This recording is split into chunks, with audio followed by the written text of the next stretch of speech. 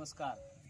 आता बुडीत आला आहे की नाही, प्रत्येक घरात दुःख का माहिती आहे, म्हणजे आनंद नाहीसो का झाला माहिती आहे प्रत्येक घरातलो. त्याचं कारणच वेगळं आहे. कारण झालं कसं आहे, प्रत्येक घरातली माणसं आहेत ना, ती काय म्हणतात माहिती आहे, माझा बरोबर माझा बरोबर, आणि त्याच्यामुळे सगळे वाट लागले आहे.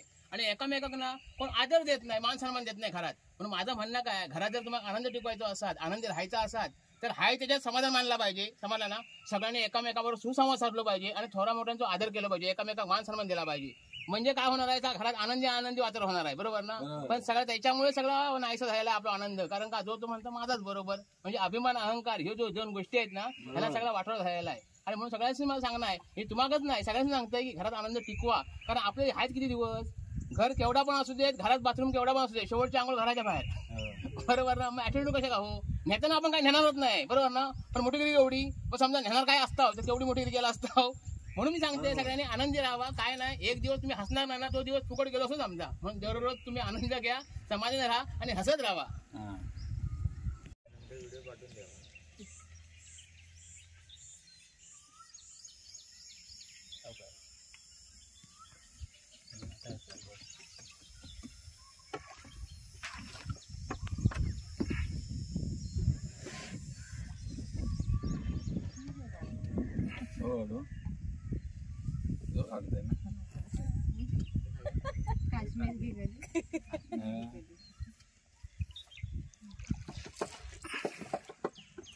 सांग बघू परत.